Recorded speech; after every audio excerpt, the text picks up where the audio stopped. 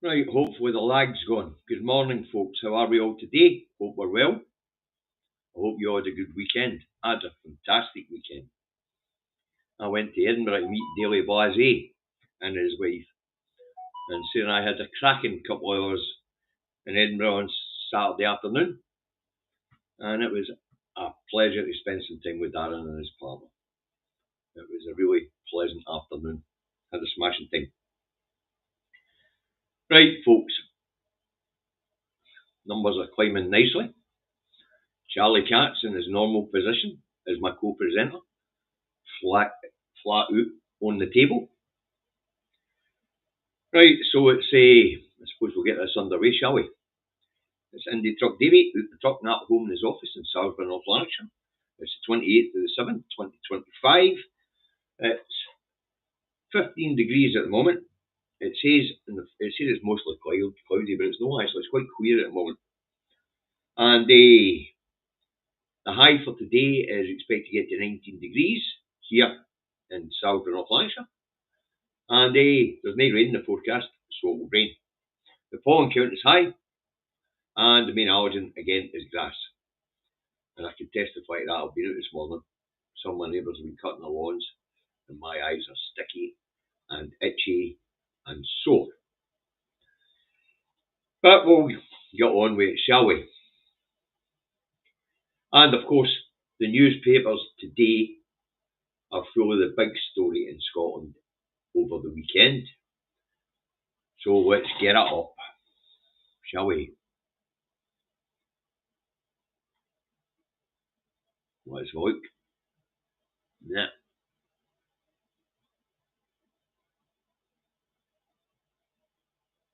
Right, here we go, Scotsman. Starmer heads to Turnberry talks as Trump holds court. Interesting turn of phrase. Trump holds court. A better description would be Trump holed up in Scotland as he runs from troubles at home. That would be a better title for that. Starmer, who I don't think plays golf, I'm not sure, is on his way to Turnberry for trade talks, apparently. I thought we'd already concluded a trade deal with this walloper. Ah, well, let's take that down. We'll get shot here. Next up this morning, we have the Times. What we got in the Times this morning.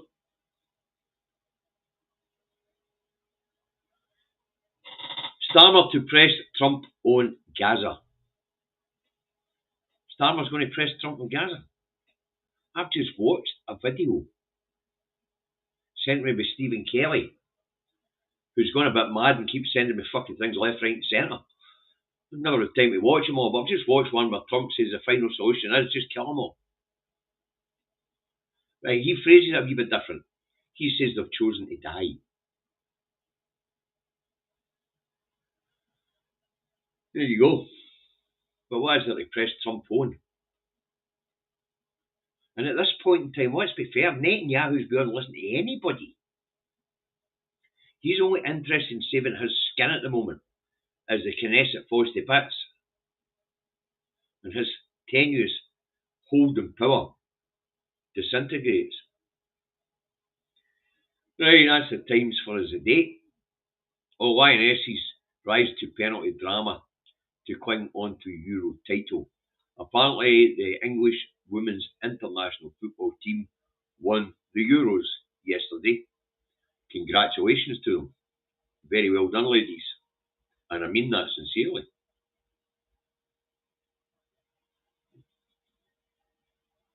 That was the Times. Let's get a shot of that. Next up, we've got the Eye. Let's see what this piece of junk's got for us this morning, shall we?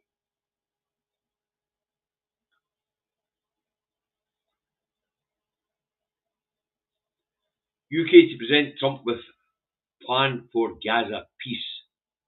Trump's not interested in Gaza peace. And the only piece the UK is interested in is the piece of the action they're going to get when Gaza's been fucking finally cleared.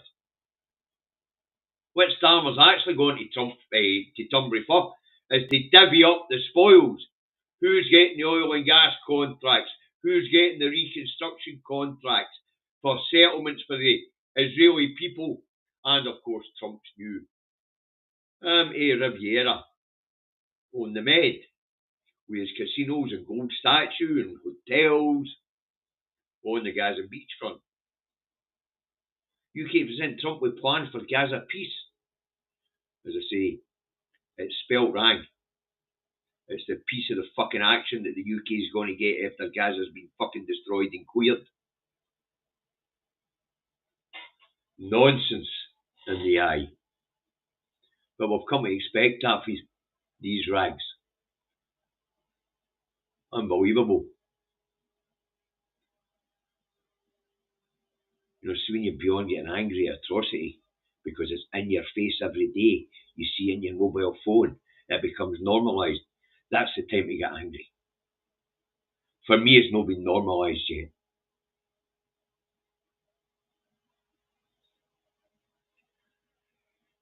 Next up, we have the National. What's the National vote for us a day?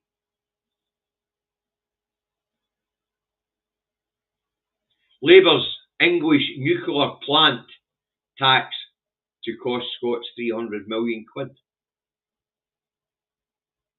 Fuck are we paying for it? For? We don't want nuclear. We don't need nuclear.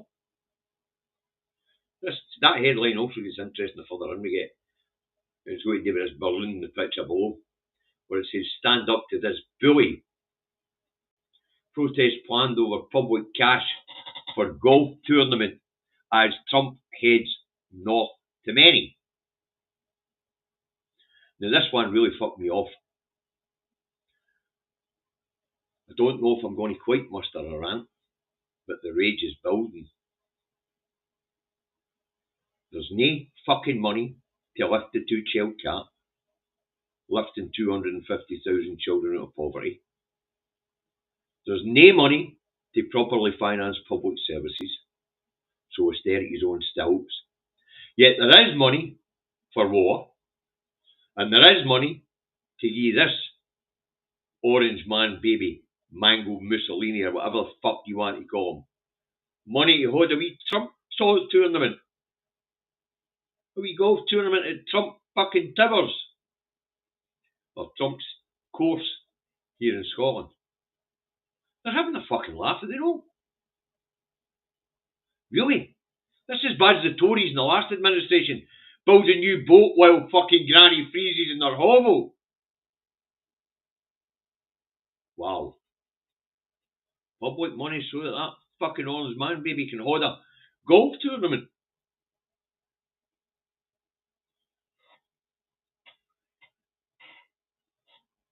I think I better take that down and shut it down before I really lose the fucking plot. I'm trying not to lose the plot today, folks. Prior to starting this programme, David phoned me to tell me that the materials I've been waiting for showing up at the bank in Motherwell have arrived. So I better not lose my dinger because I've got to be composed to get to the bank and pick this paperwork up. It wasn't there on Friday, but it's there this morning. Apparently they've contacted David to let him know, to let me know, to get and get it. Why didn't they just text me what they said to me? I don't know. Anyway, that was the National. Next up, we've got the Telegraph. What's the go for us this morning? And I'm under instruction from the other David to call it the Telegraph. Okay, I've not to call it the Telegraph, or to call it the Telegraph. And that was me suitably chastised. So here we go.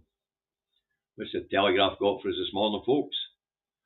Trump's wind power is a con job.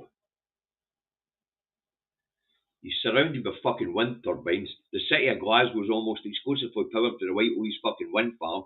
And he's trying to tell us it's a con. It doesn't work. The mind fucking boggles. He's in the wrong country to come away with that pish. Our domestic electricity is 100% provided by renewable electricity. And this Muppet's trying to tell us it doesn't work. Ah well, what can you say? What can you say? He's less than 40 miles away from a city that's fucking fully powered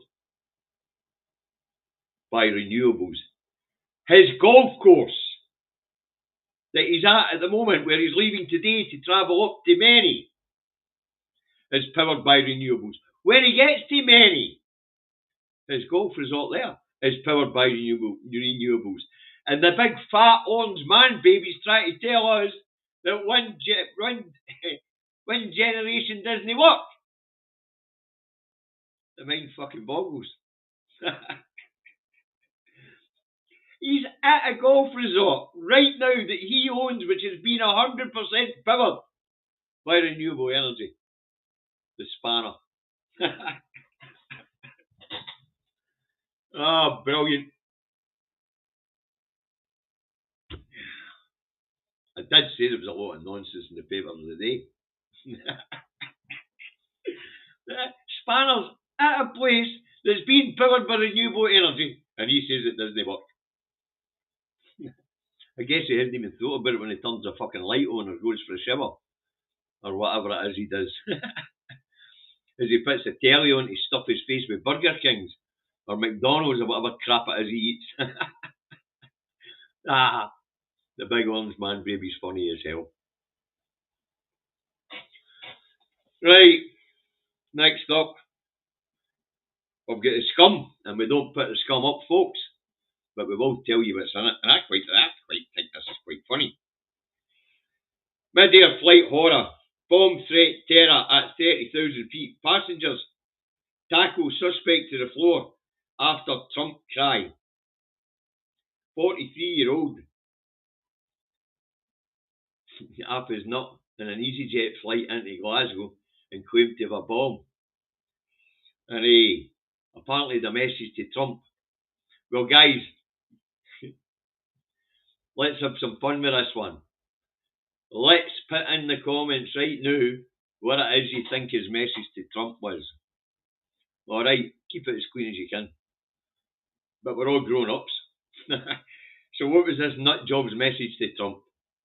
Give a couple of minutes to you batter in a couple of comments before I tell you what his message to Trump was, because that's in the very next headline. But somebody making a fuss and getting tackled to the ground on an EasyJet return flight from somewhere in Spain. Probably a daily occurrence with all these drunk buggers coming back from home. That last time somebody claimed to have a bomb in Scotland was at Prestwick Airport. Glasgow Airport. And he gets his head battered in, even though he was on fire.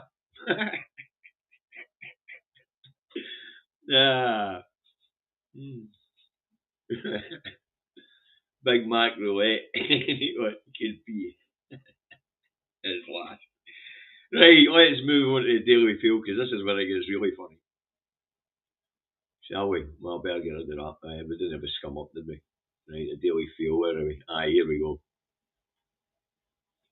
Right, what's the Daily Field of Scotland go today? I'm going to do a comparison programme, so honestly, I will.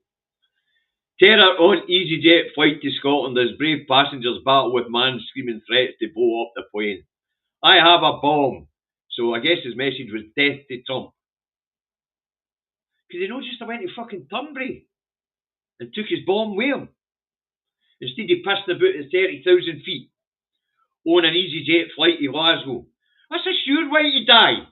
Stand up and tell people flying into Glasgow you've got a bomb. Wow. To say the last people that did that at Glasgow Airport, they get their cunt kicked in. They were on fire. Next to a bloody vehicle full of burning gas bottles. Mental. This guy thought he could stand up the flight into Glasgow full of drunk Glaswegians and declare he had a bomb. And tested Trump. I'm surprised they survived to meet the ground. I'm surprised when they fucked at the door. On a flight to Glasgow. You've got to give it to the guy. He was obviously really badly mentally ill. Because there's absolutely no chance I'd be getting up and saying anything stupid.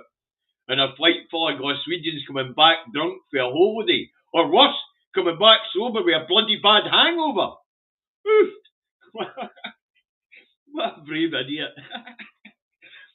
As I say, I'm surprised it didn't say man killed on aircraft at 30,000 feet for declaring they had a bomb. Kid Starver's arrived, has he? That one cracked me up, folks. I'm sorry, I know I shouldn't have laughed. Anyway, I have a bomb. Death to Trump as President takes to the fairways and wraps up deal with EU. I didn't know von der Leyen played golf. There you go. It would appear Trump's doing it the old-fashioned way. Take him onto the golf course to close a deal. That's the way the businessmen used to do it in the 80s and in the 90s. Mental.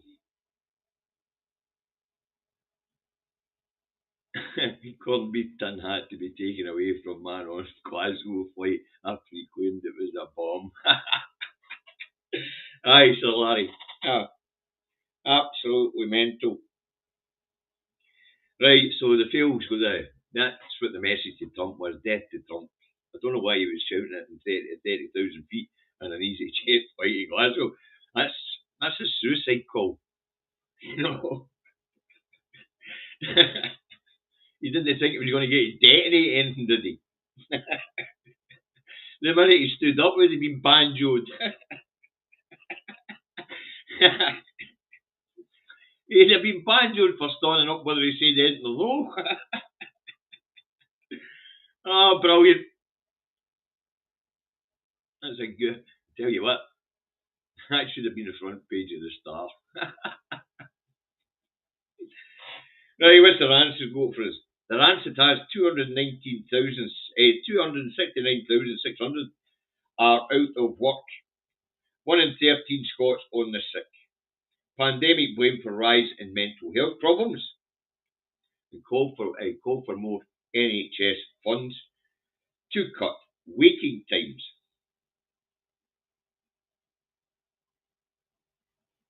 Really? So 1 in 13 are on the sick. I wonder what the situation's like in England and Wales. Here's a wee bit of wit about Ray. I didn't bother looking it up. Why?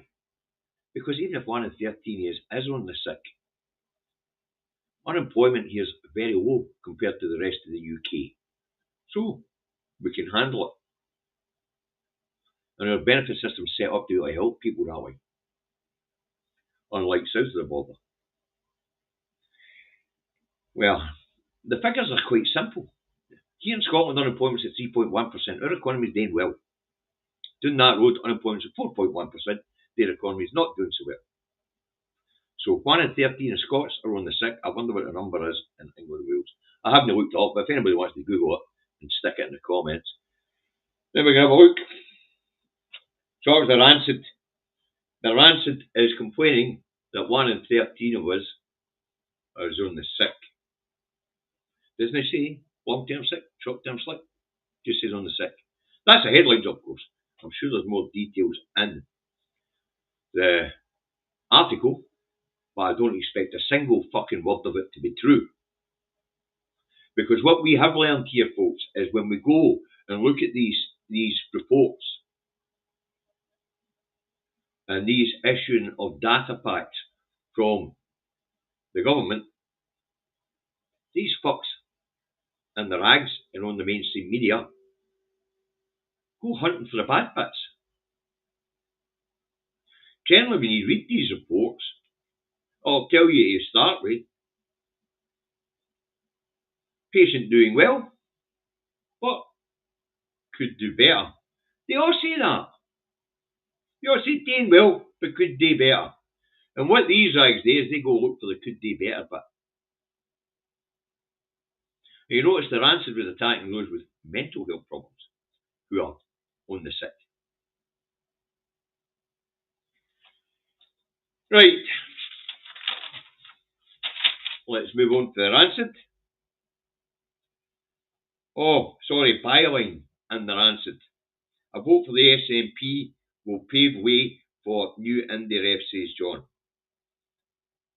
I was going to shout Nurse John's off his med, but in one way he is right.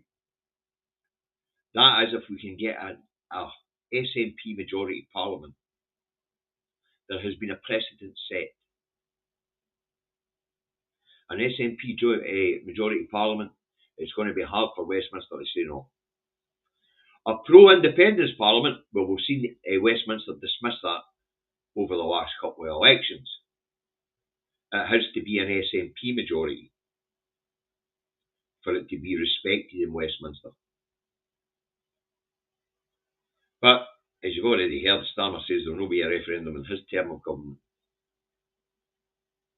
His term of government will probably be 2029. Although saying that, we don't see him lasting that long. I can see him being replaced. And the new Corbyn party, it's the Your Party or whatever it's called, temporarily. People doing that road, and I don't know how many up here are signing up to that at a rapid rate of knots. I think the number's around about 300,000 now. So, there we go. As I say, I was going to shout Nurse John's off his meds, but he's no. It would have to be an SNP majority parliament though, because as we already know, we've had 3 pro-independence majority parliaments now, and only the one that was an SNP majority had a referendum granted. So there might be something in what John says. Right. So that was their answer. There's only 11 papers in the review this morning, folks, so this will not take long, just as well right enough. Next up was The Guardian. Sorry, we're done with the Herald. Well, we skipped the Herald, we better go back to the Herald, folks. Then we'll move on to The Guardian. The Herald. What's the Herald got for us? Oh, aye. The Herald does UN probe into Scots body over environmental breach. Ministers face questions over public right to consultation. And I thought, what's this all about? I'm there, Scooby. So I was reading the article, and it's got to do with the legal system and the cost of the legal system. If you and I want to challenge the government here in Scotland. Now, some human rights body here in Scotland has reported the Scottish legal system to the United Nations to say that for ordinary people getting justice is out of range. And they're probably right. But there's not much we can do about it. The courts in Scotland do earn money, but it all flows to the Treasury in England, and only 10% of it sent back to run our legal system. So there is huge amounts of money levied in fines by the Scottish legal system each year. The money levied all goes to Westminster, and they send us back 10% to run the system. Stupid idea. You just keep it here. Then you can make legal services cheaper, faster, efficient. And all the convoluted way they do things, folks, is a problem. So now we've got the UN probing the cost of justice in Scotland. That's not a bad thing, actually. Not a bad thing at all. Okay. Let's take that down, get rid of the Herald, and get on to the Guardian. Now, the last 2 papers, folks, have got England-only stories in them. Why it was in the Scottish paper review, I don't know, but we'll start with this one. And it's The Guardian, and The Guardian has a sports story. And that is Queens of Europe. England make history with Euro 2025 victory. And they do, because that's the second time they thought they won it. And very well done to these young ladies. Very well done indeed. A great achievement. And I'm not saying that in any form of mockery, I mean it. A phenomenal achievement. And finally, the Star. And the Star's running on the same story, folks. But we'll put it up. And apparently, it's home again. See, this is a bit that we just don't get with them next door.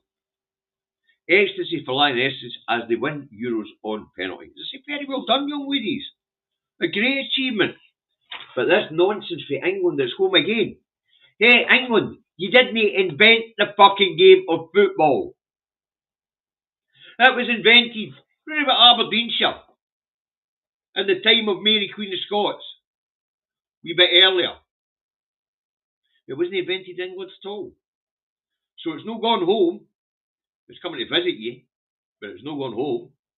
And the chances of it actually coming home are slim to fuck all, with Scotland only have a population of 5.4 million people.